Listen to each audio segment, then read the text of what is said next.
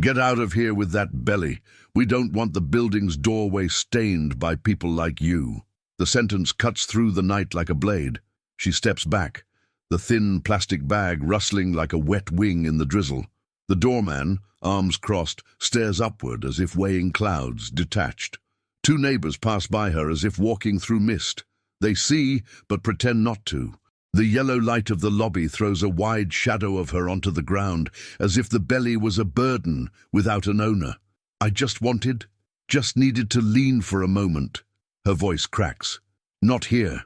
The man locks the gate, the cold click of metal stamping her exile. The street is chilly, not winter, but the damp air clings to the skin, rough like sandpaper. She hugs the zipperless coat tight against her chest. Her belly stretches the cloth, taut, solid, alive. The baby shifts, reacting to a scare that wasn't his. She closes her eyes briefly. The body begs for shelter. The world answers with wind. The dead phone weighs in her pocket like a useless brick. She tries to recall the last place she wasn't thrown out. Memory is a minefield. Each step meets a voice. "You shamed us. Go take care of yourself. I'm not anybody's father. Come back when all this is over." All this. As if the life inside her were a typo. The pharmacy clock flashes 11:41 p.m. The street, too empty for a Friday night. The bus she waited for all afternoon took her nowhere she fit. The world seems arranged around what she no longer has. An address, a name on a mailbox, a sheet without the smell of asphalt. She thinks of her mother. She thinks and swallows. That last look was a wall. "Don't look at me like that. You chose this." And the closing door was a sermon without words. A group laughs across the street. Someone points. "Look, the saint." Laughter. A bottle shatters on the pavement. She clutches the bag like a leaky shield. Inside, what fits? A loose t-shirt, a toothbrush, a crumpled ultrasound. She runs her finger over the paper through the plastic. The white smudge on the grey background is the only thing glowing in the dark. "Go home, lady!" shouts a random voice from above, some window somewhere. She doesn't answer. The word home is now a foreign city without a visa. The rain starts fine, almost polite. Then it thickens. Drops hit her face like small questions. What now? What now? What now? She walks with no direction. Her feet ache. The sneaker is torn at the toe. Cold water touches skin, seeps inside. Each step is a swollen no. The belly hardens, a squeeze. She breathes deep, does as she learned in the prenatal she never finished. Inhale through the nose, release slow, like blowing a candle that refuses to die. "It's going to be all right," she whispers inward. No one replies, but the baby stirs again, in that special way of someone who carries no blame. In the square, the trees look like giant umbrellas forgotten by the sky. She picks the largest, trunk wide. There, the ground is less soaked. The concrete bench is cold and rough. She sits, then slides until her head rests back, opens the bag, pulls out the t-shirt and folds it in four, trying to make fabric into a pillow. It doesn't work, but it's something. The world shrinks to 3 items: a bench, a tree, a body. A patrol car crawls by. The headlights throw a rectangle of light around her. The tinted glass hides faces. For a second, she thinks they'll stop, ask, offer something. The car goes on. The silence left is heavier than sirens. In her head, cut-out images, the first morning sickness, the drugstore, the stick with 2 lines. Breath caught in her chest, the "we'll figure it out" that turned into "not my issue." The job lost after the 3rd absence from dizziness. The late rent. The bitter talk with her mother, "I raised you for this," as if this were a curse word banned at the table. Then the suitcase, the rush, the street. A cat crosses the grass, soundless, with blade-sharp eyes. She smiles without teeth, only the corner of her mouth. A smile reserved for herself, when nobody's watching. A small gesture, almost invisible, but it keeps tears from spilling, for now. A couple enters the square, sharing an umbrella. Hurried steps. At the sight of the belly, the woman tugs the man's arm and changes course. Not fear, a moral detour. Don't look, so you don't learn the name of someone else's pain. Lady, a shy voice. A skinny boy on a bike, grey hoodie, stops 2 meters away. Want some bread? It's left over from the bakery. I was taking it home, but I can split it. She looks at the small hands holding a loaf, half squashed, half warm. The smell of oven cuts through the damp air. I'll take it, thanks. What's your name? Yuri. Thanks, Yuri. Really? He hands the bread. She holds it like a miracle wrapped in paper.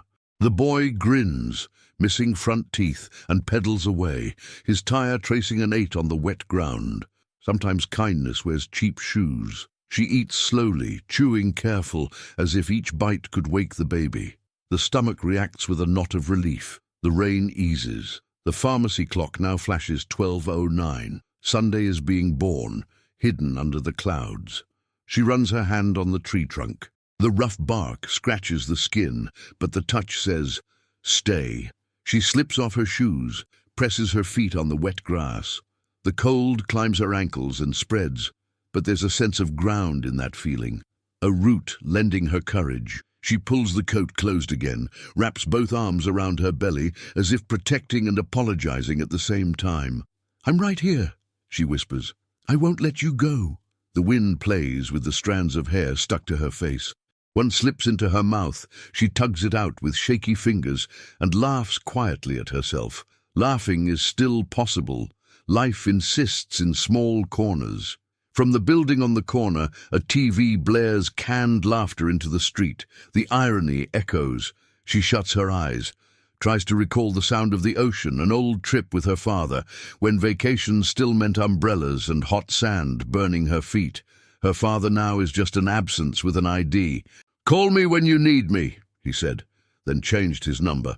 The memory hurts like a rotten tooth touched by cold water. A black car creeps by, wheels slicing puddles. Not the type of car that stops in parks. The tinted windows throw back the city like a dirty mirror. The engine fades, and silence sits beside her again. 2 weak contractions rise and fade, like small waves at the start of tide. It's not time. Not yet. She breathes, counts to 5, exhales as if untying a knot. The body learns to hold on, while the soul struggles not to collapse. "Hey!" A man in a cap with a palm tree tattoo on his forearm shows up out of nowhere. "This bench has an owner, all right? The jogging crew uses it in the morning."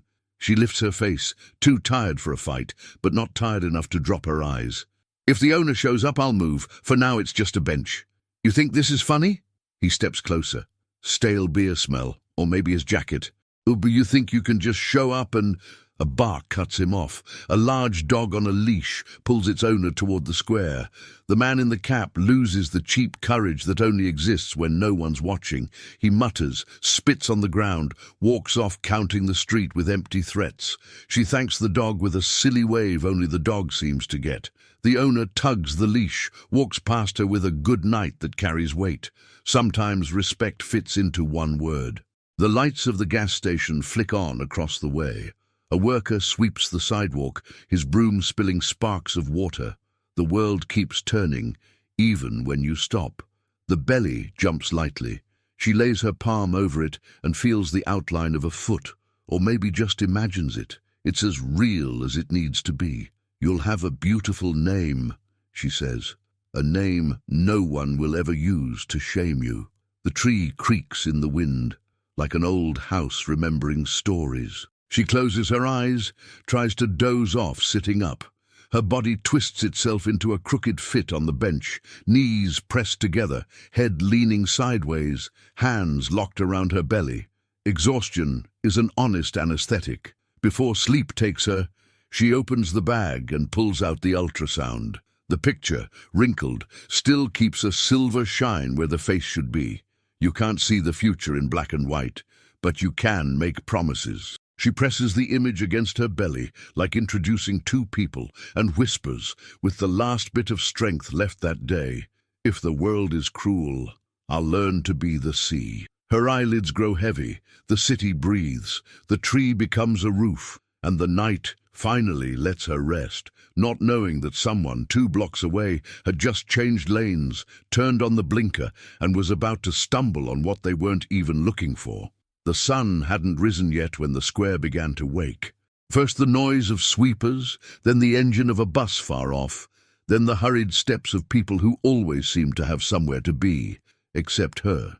The young woman opens her eyes slowly, feeling like her body was run over by the night itself. The tree that served as a roof now drops small beads of dew on her forehead. The hard bench carved her back with stone lines. The bag had slipped to the ground, soaked. The ultrasound is wet, but still recognizable. She snatches it fast, wipes it with her shirt hem, like guarding the last piece of hope. Another day, she whispers to herself without energy. The belly weighs more than her body can hold. It's like carrying an anchor that never stops moving. Her legs shake when she stands, and hunger hits hard, a hole in her stomach, a squeeze in her throat.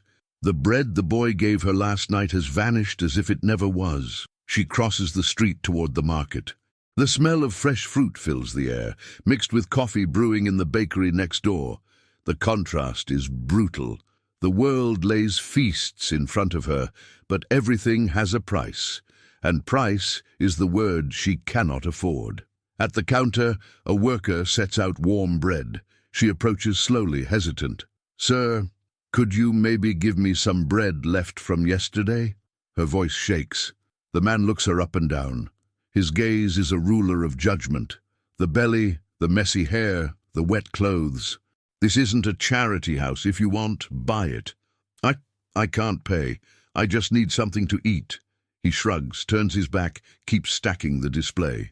A customer behind her chuckles, whispering to another woman, "These ones think they can live off handouts." The words cut deeper than hunger. She walks out quickly, swallowing hard, her face burning. The street feels smaller, tighter, full of eyes slicing through her like blades. At the bus stop, 2 older women chat. One looks at her and shakes her head. Look at the state she's in, and still bringing another mouth into the world. She pretends she didn't hear, but inside it feels like every letter is a brick pressing down on her shoulders. The baby kicks hard. The pressure in her belly rises. She takes a deep breath, rubs her stomach. "Hold on, my love. We'll get through this." Each step drags more exhaustion. She thinks about going back to the tree, but pride pushes her forward. She doesn't want to be just another shadow forgotten in a public square. She wants to resist. She wants, at least, to try. She steps into a pharmacy, hoping for a glass of water.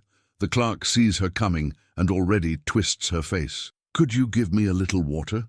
she asks softly. "We don't give free water here." "I only need a cup," she insists. "If you're not buying anything, please don't bother us." The answer is dry, sharp. She walks out again, with the same feeling of being pushed away everywhere. The world has no room for those with nothing. Across the street, an old lady watches the scene. Different from the others, she doesn't look with disgust, but with a mix of pity and helplessness. Slowly, leaning on her cane, she approaches. "Child, are you all right?"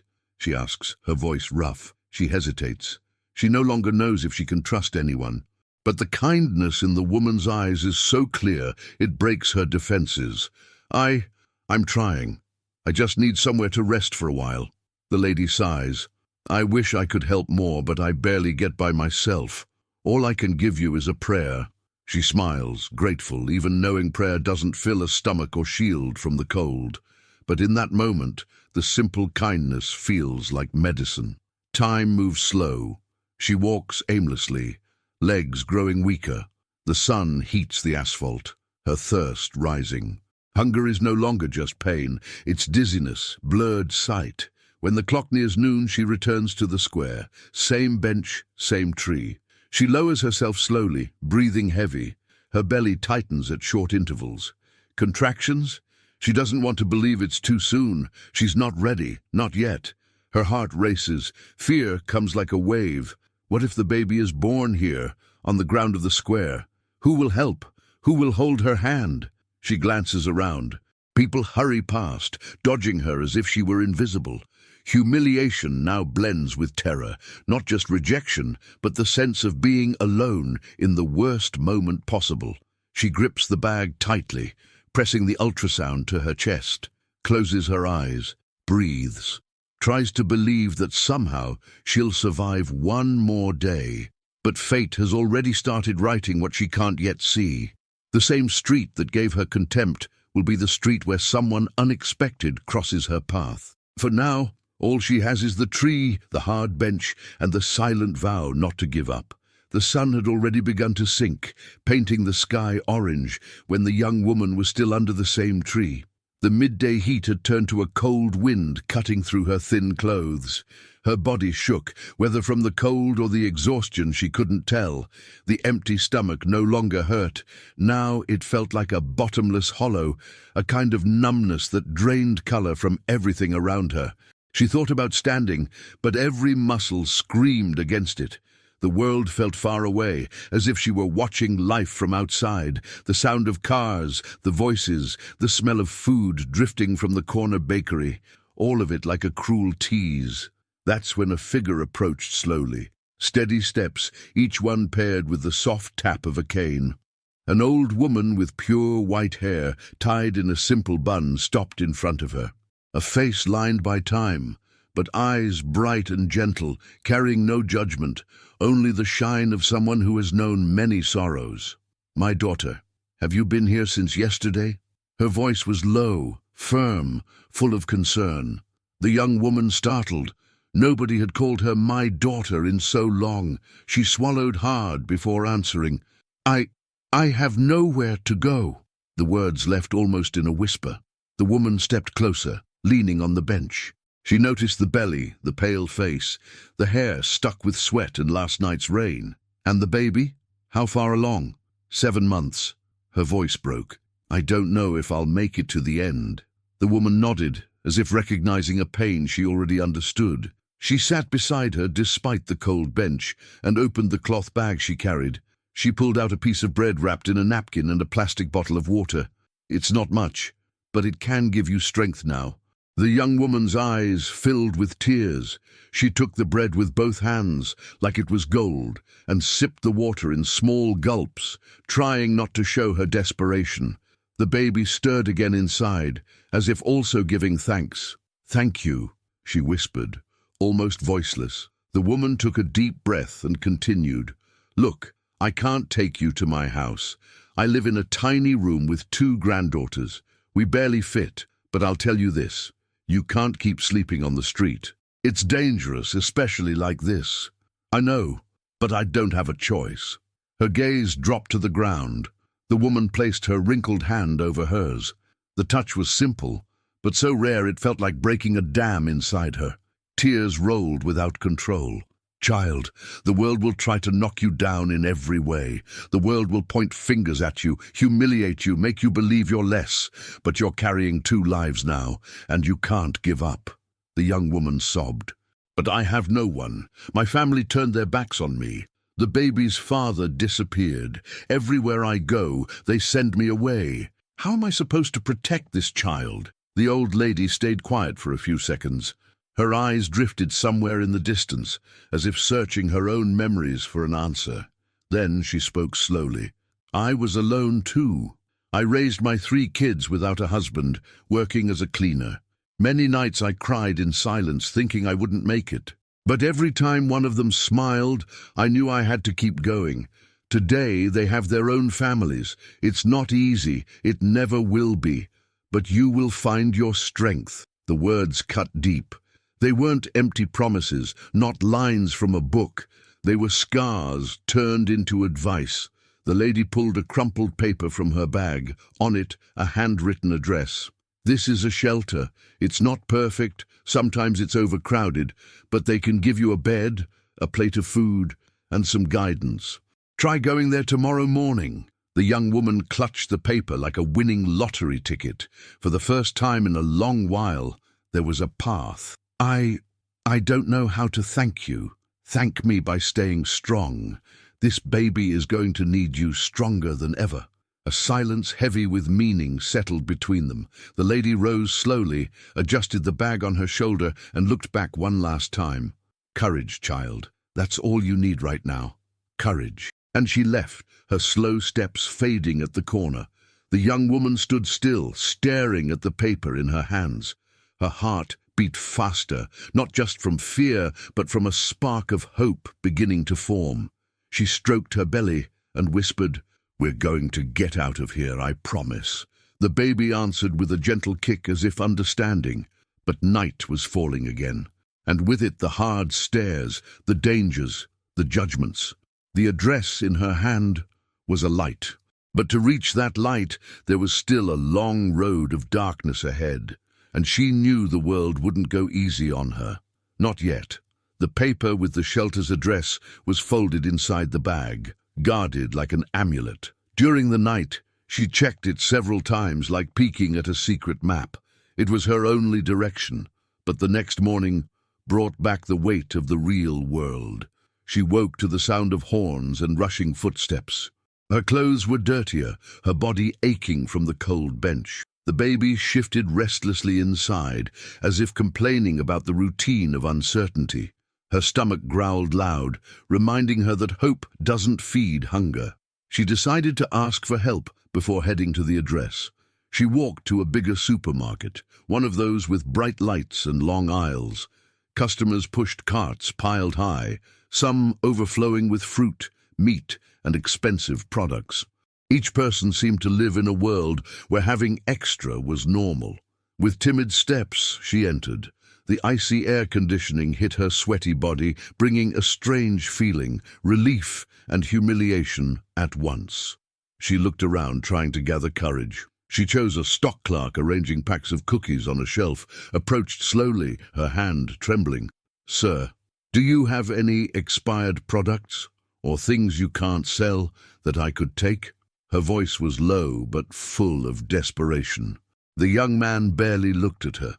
"Ma'am, this isn't a place to ask. If you're not buying, please don't bother. I'm pregnant. I have nothing to eat." He sighed impatient and pointed at the door. "The exit's there.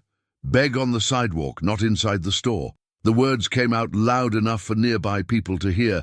A woman smirked, whispering to her husband, "Poor thing, already starting wrong, bringing another mouth to go hungry." The husband just gave a mocking smile. Another man added, "These ones just want to live off others." Every word was a stone thrown at her. Her face burned, her eyes stung. She gripped the bag tight, as if it were her only defense. Her heart felt like it was beating in her throat. She tried to answer, but no sound came out.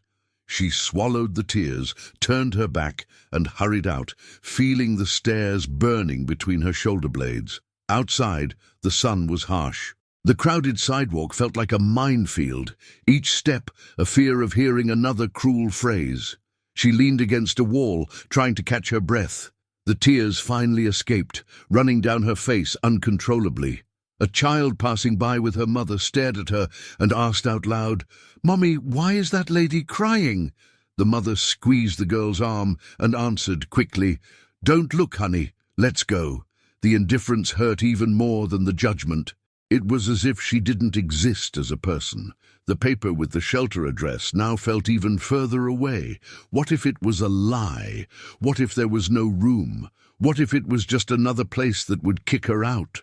Doubt gnawed at her, but the alternative was the street, exposed to endless humiliation. She took a deep breath, wiped her face with her sleeve, and kept walking. Her body ached, her feet were wounded, but her mind repeated the one phrase that could keep her standing: "I can't give up."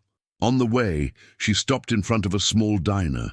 The smell of fresh bread and coffee almost pulled her inside, but the fear of being rejected again held her back. From a distance, she watched a family laughing around a table. The scene looked like it belonged to another planet, a world that wasn't hers. She kept walking. At every corner, a challenge. Eyes judging her, whispers, people crossing the street just to avoid her. Her belly gave her away. She wasn't just a woman on the street. She was a pregnant woman on the street, and that seemed to double the weight of contempt. She reached a smaller square where a group handed out religious flyers. She thought about stepping closer, but before she could even speak, one of them said, "Sister, you need to change your life first. Just asking for help won't work." She didn't answer, just turned away and left. The words were another brick in the wall of judgment closing in on her.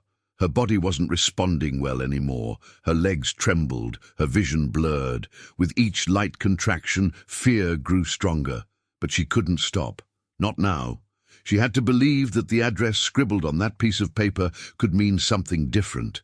Dragging her feet, she moved toward the street written down. Every block felt endless, every stare a cruel reminder that the world does not forgive the weak. Still inside her, a small flame burned, a promise made to her baby. And it was that promise that kept her standing even when everything around tried to break her. The path to the address felt like it had no end. Streets stretched out like hallways with no doors. The paper was wrinkled from being clenched so many times, but it was still there, her only anchor in an ocean of rejection. Her body begged for rest, but she kept going. At each corner, doubt crept in. Was she walking the right way? Would there really be a bed, a meal, someone willing to reach out when she got there? Then, in the middle of that heavy walk, she saw a scene that stuck with her. On a sidewalk near the bus station, a very thin man, beard unkempt, clothes even dirtier than hers, was digging through a trash can for food. His eyes were sunken, his hands shook with cold, his expression a mix of desperation and shame. She stopped for a moment. Her first instinct was to turn away, to keep walking, since her own hunger was consuming her. But something inside didn't let her. She reached into the bag. There was still a small piece of bread, saved from what the old woman had given her the day before. It was little, too little, maybe not even enough to fool her stomach. But when she looked at that man, she knew she couldn't just walk by. She stepped closer. "Sir," her voice came out soft, almost shy. The man looked up, startled, as if he wasn't used to being called sir. He froze, confused. She opened the bag and held out the bread. "It's not much, but it might help a little." His eyes widened in surprise. It took him a few seconds to accept it. His hands shook harder as he took the piece of bread, and before biting into it, he whispered, "Nobody's called me sir in a long time. Thank you, really, thank you." She smiled, even with her stomach empty. The simple gesture brought a strange feeling, a strength different from food, the strength of knowing she could still give something. Even in misery, she could choose not to be like those who humiliated her. The man took a bite, closed his eyes, breathed deep, as if it were the best meal in the world. He looked at her again and said, "You've got a heart bigger than the world. May God protect you." The words echoed inside her, and for a moment, hunger, fear, and exhaustion felt smaller. She walked on, lighter. The baby moved again and she stroked her belly. "See, my love, we won't let our hearts turn hard." At the next corner, she stopped in front of a store window glowing with light. Inside, families tried on new clothes. Children laughed, slipping into colorful shoes. The glass reflected her own image. Messy hair, worn-out clothes, face marked by sleepless nights. But this time, she didn't lower her eyes. She kept looking. It was as if she wanted to carve into herself that this wasn't the end, that someday, somehow, she would have the right to be on the other side of the glass, without shame, without fear. Suddenly, a woman carrying 2 shopping bags stopped beside her. Unlike the usual looks of disdain, this woman studied her carefully and said, "You need help, don't you?" She swallowed hard, unsure if it was a question or an accusation. I'm on my way to a place that might shelter me." She showed the paper. The woman read it, frowned. "I know it. It's far, but it's real. Try to get there."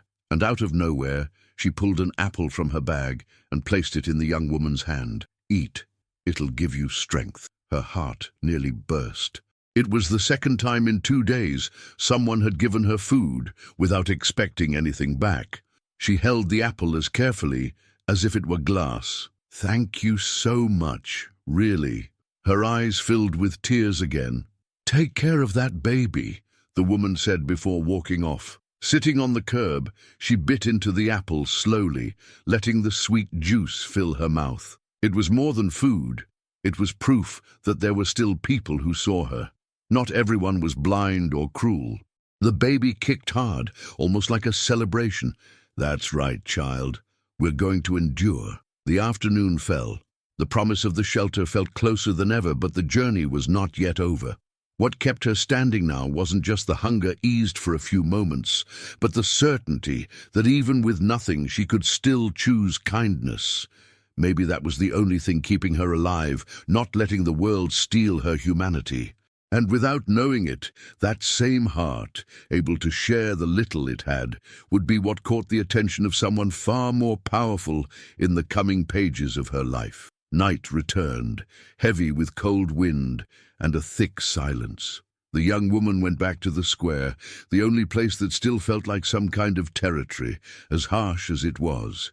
The tree was her roof, the concrete bench her bed. But that night, something felt different.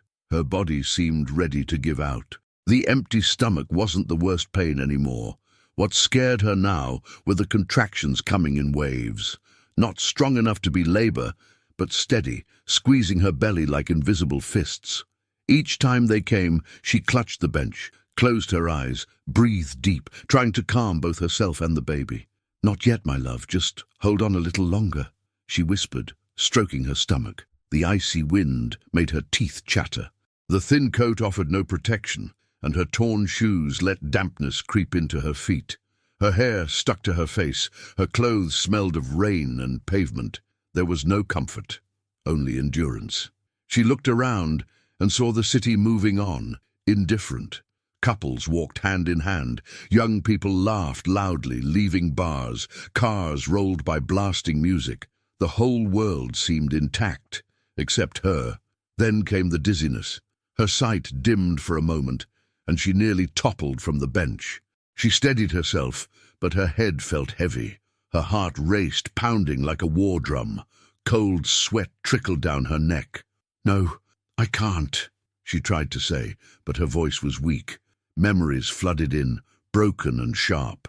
Her mother turning away, her father disappearing from her life, the ex denying any responsibility. Each scene hit her like a blow. She wanted to block them out, but her mind kept replaying. Suddenly, the pain grew sharper. A stronger contraction made her hand shake. Tears streamed without control. It wasn't just physical pain. It was the absolute fear of losing her baby right there, alone, under a tree. She tried to call out for help, but no one stopped. A man hurried past, glanced, and turned away. A woman clutched her purse to her chest and crossed the street. A group of teenagers laughed, throwing out words like, "Look at the pathetic one." Her body gave in. Her legs folded, and she slid off the bench onto the ground. She curled on her side, hugging her belly. The bag toppled over, spilling the crumpled ultrasound and the paper with the shelter's address. The wind blew the paper onto the sidewalk. She reached for it but couldn't grab it. "No, please, don't let," she muttered, drained. The baby kicked hard, as if answering the mother's despair. She cried quietly, pressing the ultrasound photo to her chest. Her sight blurred more and more. The city lights became smears. The voices, distant, like from another world. "Is this the end?" she thought. "Will my child never even see life?" And in that moment of darkness, she remembered the words of the white-haired woman. "Courage, child. That's all you need now." She tried to cling to that phrase like gripping the edge of a cliff, but her body wouldn't obey. Her breath slowed. The cold seemed to seep into every part of her. Her hands, icy, could no longer hold anything. The ultrasound slipped into the grass damp with dew.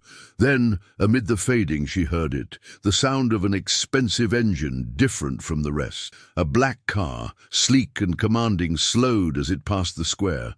Its headlights lit her fallen figure for a few seconds. She wanted to scream, but no sound came. Her eyes shut against her will. Everything turned to silence. The last thing she saw was the car's reflection fading around the corner. Fate had spoken. Someone had just crossed her path by accident, and their presence would change everything. But for now, the dark had won. She passed out under the tree, on the same bench that had been shelter, witness and stage for her deepest weakness. The suspense hung in the air.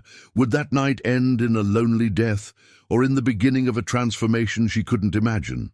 The black car with tinted windows moved down the nearly empty avenue, engine low, headlights cutting the darkness. Behind the wheel, a middle-aged man, eyes fixed on the road but mind far away. He had just left a business dinner, the kind where wine glasses and million-dollar promises mix together, but still don't fill the hollow of loneliness. His watch glowed faintly on the dashboard, his tie loosened, jacket tossed in the back seat. He was a man used to commanding, deciding, controlling.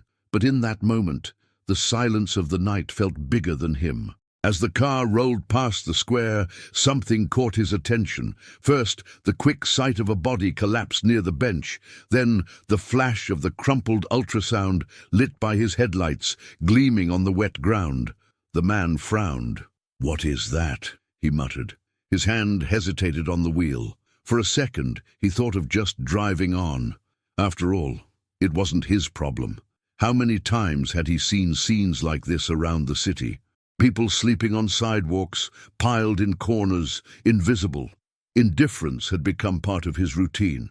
But that night, something weighed differently. The image of the swollen belly, the fragile arm limp over her body, and that piece of paper stuck to the grass. He drew a deep breath, slowed the car, and pulled over by the square. The engine cut off, silence taking over again. He opened the door slowly, cold wind hitting his face. His polished shoes sank into the wet grass as he stepped closer. The picture became clearer. A young woman, visibly pregnant, collapsed and shivering.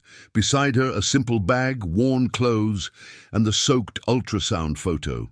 He crouched, touched her shoulder lightly. "Miss, can you hear me?" She didn't respond. Her face was pale, her lips dry. His heart raced, not something he often felt in the middle of business deals. But now, in front of this fragile scene, unease took over. He glanced around.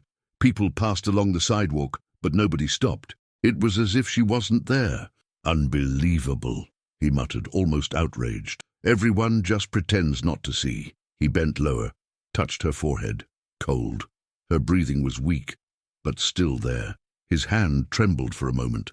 He wasn't a man used to involving himself in strangers' struggles. His life had always been about contracts, numbers, control. But here, he couldn't hide behind titles or money. Straightening up, he looked back at the car. The rational part screamed, "Leave it! Call the police, an ambulance, and go." But his heart, the one he had silenced so many times in the name of business, insisted, "Help her now! There's no time!" He let out a long breath and made his choice. Pulling his phone from his pocket, he called his driver, the one who usually accompanied him on long trips. "I need you here now. I'm at the central square. Bring a blanket. Hurry." While waiting, he knelt again beside her. "You'll be all right, do you hear me?" he said, unsure if she could hear. A slight twitch of her hand startled him. Almost unconsciously, she was pressing the soaked ultrasound against her chest. He picked up the paper, looked at the blurred image. He recognized it instantly. A baby scan. The impact hit him hard. A lump rose in his throat. He remembered his own youth, losing a baby once, a child from a relationship that hadn't survived the weight of his career. An old wound, hidden under wealth and achievements, now ripped open. The sound of a car arriving broke the thought. His driver parked quickly and stepped out, rushing over with a thick blanket. "Sir, what happened?" "I'm not sure, but she needs help. We're taking her." The driver hesitated. "Are you sure you want to get involved?" The millionaire's eyes hardened. "I didn't ask if I want to. I said we're taking her." Together, they helped the young woman up, wrapped in the blanket. She opened her eyes for a second, dazed, and saw his face. She didn't know who he was, but sensed that for the first time in so long, someone wasn't looking at her with contempt. Where am I?" she whispered, weak. "You're safe. I'll help you." His voice came out firm, almost like a promise.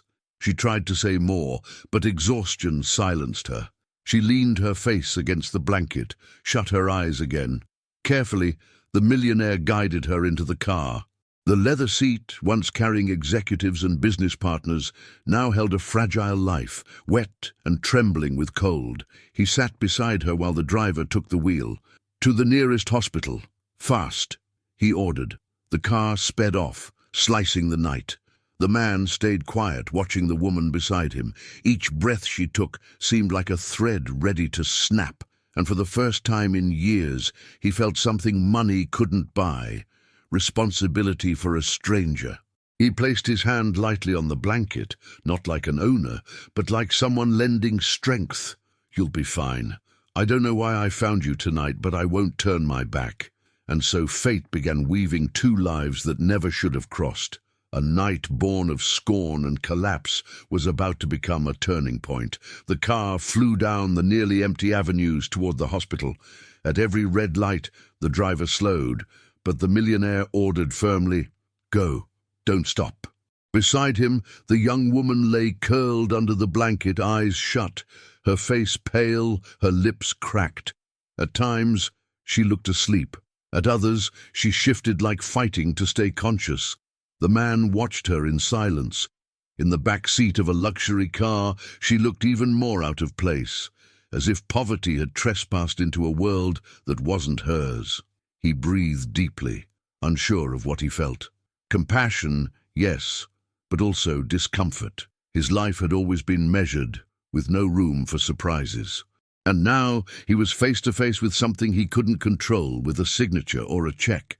Suddenly, she opened her eyes, clouded, teary. The first thing she saw was the lit roof of the car, then his face, serious, concerned. She tried to speak, her voice barely there. Where am I?" "You're on your way to a hospital. You need care," he answered firmly. She blinked several times, trying to believe.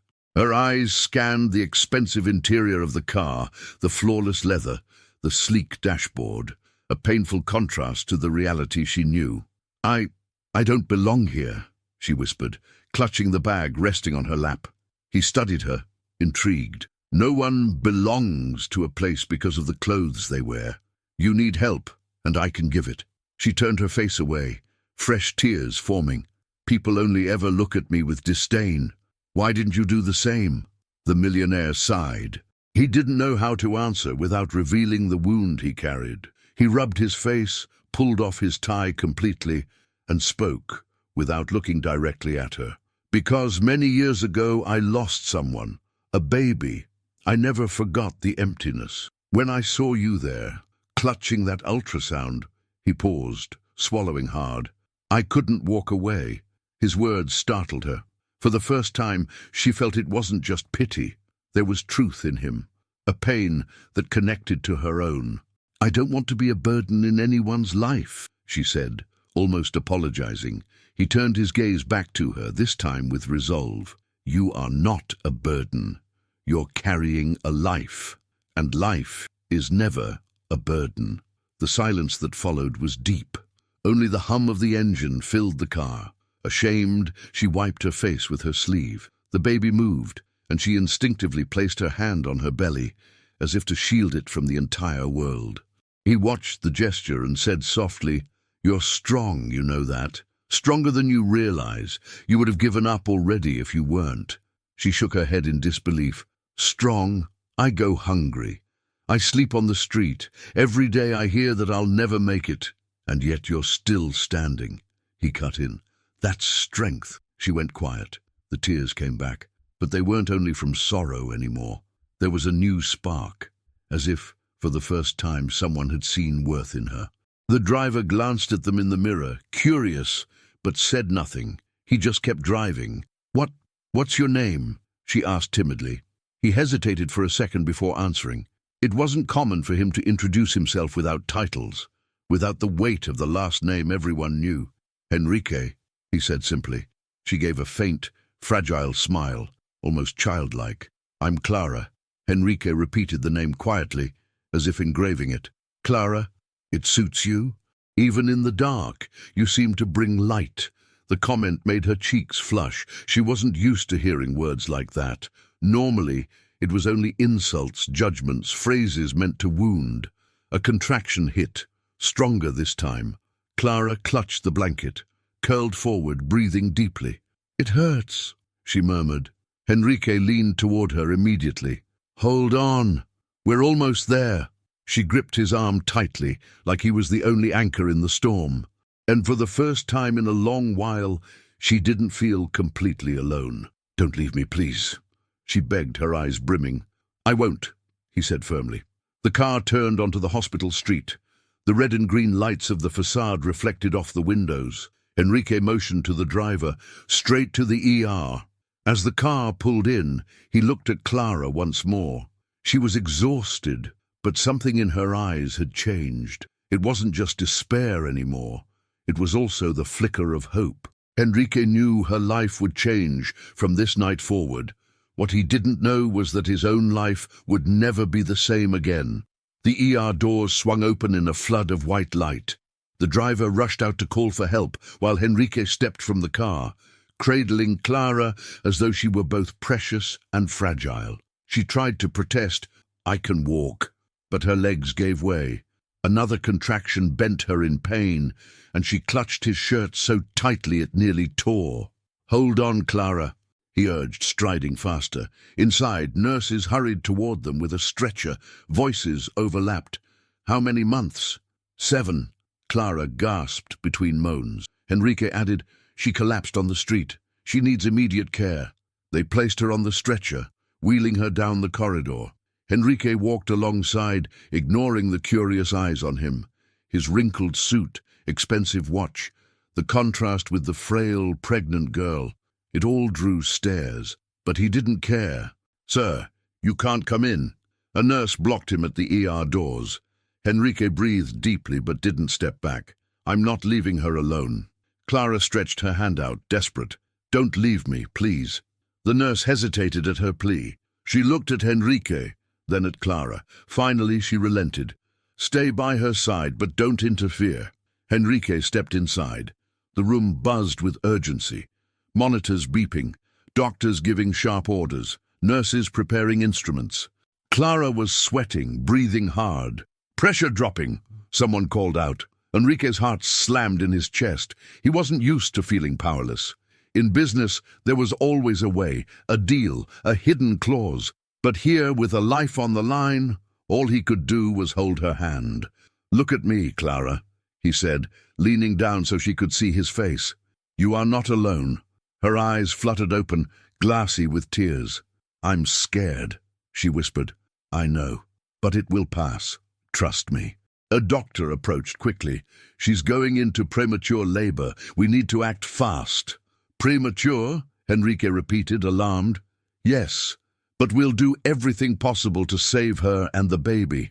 Clara groaned in pain, her body tightening. Enrique squeezed her hand firmly. "Breathe with me. Inhale. Now let it out slowly. That's it, together." She tried to follow the rhythm, through tears and trembling. "You don't understand," she murmured. "If this baby comes now, and I can't make it." Enrique cut in, firm. "You will, I promise." The doctor ordered the team to move her into the delivery room. The gurney sped down the hallway, and Enrique followed at a near run, ignoring every protocol.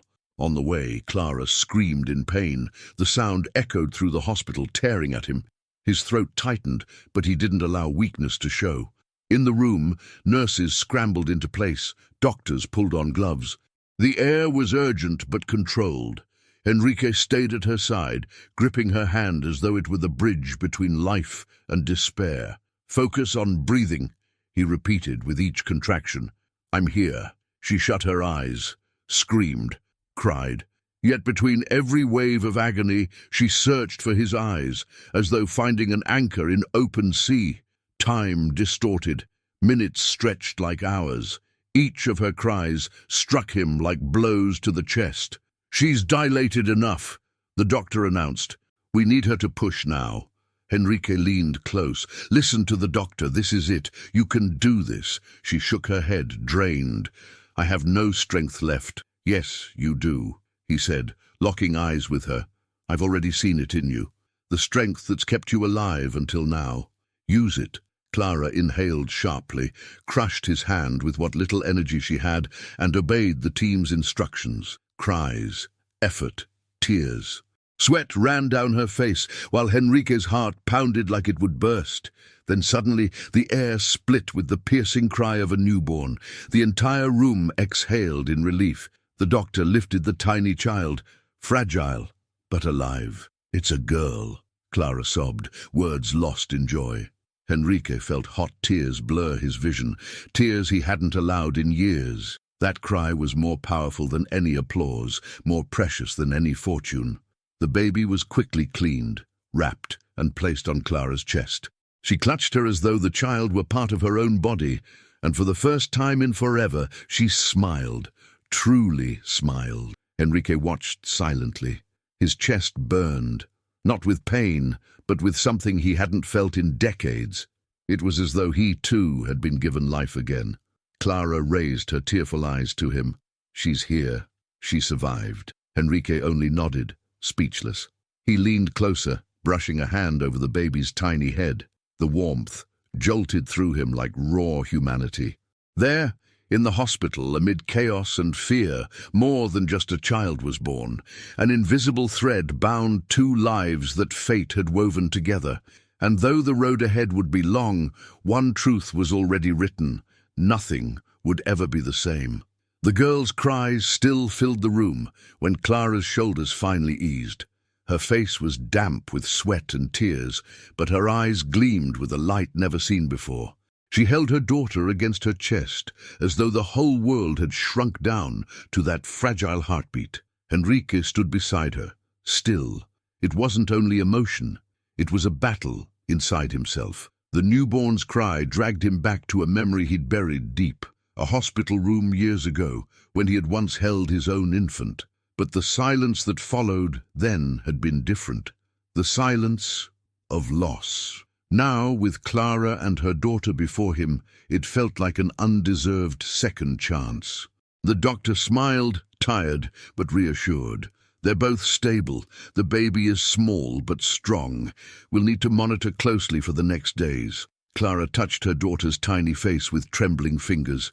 My little girl, my light. Henrique leaned in and gently touched the baby's hand. The warmth made his throat tighten. She's beautiful, he whispered, his voice cracking for the first time in years. Clara lifted her gaze to him. She didn't yet understand why this wealthy stranger was still there, but from the way he looked at her, she knew it wasn't just duty, it was personal, deep. Thank you, she murmured. If it weren't for you, I don't know if we would have made it. Henrique drew a breath. Don't thank me. You did this. It was your strength. Clara smiled faintly, but it quickly faded. Doubt crept back in like a shadow. But now what? I have no home, nothing. How can I care for her? Her voice trembled, laced with fear and exhaustion. Silence hung heavy. Henrique stared at the floor, then out the hospital window at the indifferent city lights. He felt the weight of his own privileged life. Cars, mansions, endless deals, and realized none of it had ever healed the old wound inside him. Maybe this was his chance to give all of it meaning. He turned back to Clara. I don't know how yet, but I'll make sure you and your daughter get a fresh start. Her eyes widened in shock. What? I won't let you go back to the streets, he said firmly. I've seen enough suffering today. You don't deserve to go through that again, and neither does this child. Clara shook her head, confused. But why? You don't even know me. Henrique exhaled, finally facing his own pain. Because years ago, I had a daughter too, and I lost her before I ever saw her grow. He paused, his voice catching. Since then, I've hidden behind work, behind money, pretending it didn't hurt. But tonight, when I saw you lying there in that square, clutching that ultrasound, I saw myself, and I couldn't just walk away. The silence that followed was heavy. Clara pressed her baby closer, moved. I'm so sorry for your loss, she said sincerely. He nodded. Maybe I'll never heal, but helping you could turn that pain into something else.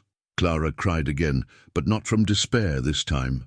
These tears carried gratitude. "I don't know how to thank you." Enrique stepped closer.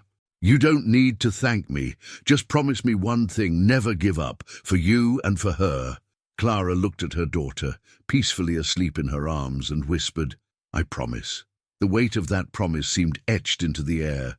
The young woman, once invisible, now had someone willing to see her, and the millionaire, once suffocated by emptiness, now found a reason to feel again. The doctor entered, breaking the moment. "We'll take her to a room now. The baby will be under observation, but she's healthy." Enrique nodded, but never left their side. He walked beside the gurney as Clara was wheeled down the hall like a guardian. In the corridor, nurses whispered, "Who is he? Why is he so involved?" But he didn't care. For the first time in years, he wasn't worried about reputation, contracts, or appearances. Only about the lives right in front of him. In the hospital room, Clara settled into bed, exhausted, but at peace. The baby, wrapped in a white blanket, rested in a crib nearby. Enrique stood watching them both, feeling a strange sense of belonging. Before drifting to sleep, Clara murmured, "Thank you for not leaving me alone." Enrique answered quietly, almost like a confession, "Maybe you're the one who didn't leave me alone." And so, in that silent dawn, two broken lives began to stitch themselves together. A young mother with nothing, and a millionaire with everything but still hollow inside. Both had met at the edge of the abyss. Now together they faced a chance to rebuild. The following days in the hospital were a blend of relief and uncertainty. Clara slowly recovered, still weak, but filled with joy at holding her baby in her arms. The child, though small, showed remarkable strength, crying loudly, nursing eagerly, surviving what once seemed impossible. Enrique was there through it all, not as a courtesy visitor, but as someone who stayed. He sat in the corner, reading reports on his phone, yet always keeping his eyes on Clara and the baby. At night, while she slept, he paced the halls, thinking. The image of Clara collapsed in that square never left his mind. It haunted him. Inside the room, Clara tried more than once to thank him. "You've already done so much. You don't have to keep staying." But Enrique only shook his head. "This isn't charity. It's simply what's right." On the 5th day, the doctor approved her discharge. Clara was given some guidance, a small kit with diapers and donated clothes. But beyond the hospital doors stretched nothing but emptiness. She gripped her old bag, glancing at her baby wrapped in a blanket. "Where do I go now?" she asked softly. Enrique took a long breath. He had made the decision days earlier. "You're not going back to the street. I've arranged a place for you and your daughter." Clara's eyes widened. "What?" He nodded. "A modest house. Nothing extravagant, but safe, clean, and with what you need. You deserve at least that much." Tears rolled instantly. "I can't accept that. It wouldn't be right." Enrique stepped closer, his gaze steady. "What's unfair is what you've already been through. Take this as a new beginning." The next day, a car drove them to the neighborhood. Clara held her baby tightly, heart pounding. When they arrived, she saw a small white house, a tiny garden, a blue gate. It wasn't a mansion, but to her it looked like a palace. This house is really for me?" she asked, stunned. Enrique smiled faintly. "It's for both of you." Clara stepped inside slowly. The clean floor, new furniture, a bed neatly made with white sheets. In the kitchen, stocked food, milk, fruit. In the bedroom, a crib already assembled. She ran her hands across each detail, hardly believing it was real. She hugged her daughter and wept. "Baby girl, you'll grow up in a real home." Enrique watched quietly from the doorway. He didn't want to intrude, but he couldn't hide the emotion in his eyes. Word spread quickly around the neighborhood. Soon, people who had once passed Clara in the streets without a glance were whispering at corners, "Isn't that the pregnant girl who used to live in the square? How did she get that? They say some rich guy helped her." And once again, judgment returned, in a different form this time. Envy, suspicion, malice. But this time Clara didn't lower her gaze. When she walked down the street with her baby in her arms, she held her head high. She no longer felt the need to shrink under people's stares. Some who had humiliated her before recognized her. The bakery clerk who refused her bread, the woman who had pointed at her on the sidewalk, even the market worker. All of them looked away when crossing paths with her. Now they couldn't laugh. Enrique noticed the contrast. He stepped closer and said, "The world is quick to condemn, and even quicker to judge when someone rises again. You need to be quicker in not letting that affect you." Clara nodded, resolute. "I don't want to live small anymore. I want my daughter to know her mother never gave up." That night, already settled in her new home, Clara laid the baby in the crib. She watched her little face for a while, the chest rising and falling in peace. Then she sat on the bed, tired but with her heart full of something she had never felt before: dignity. Enrique, standing quietly by the doorway, observed in silence. He didn't want to interrupt, but he felt part of that scene, as if he had finally found a purpose bigger than deals and numbers. He remembered the daughter he never got to raise, and looking at Clara and her baby, he understood that maybe life had given him a chance to do things differently this time.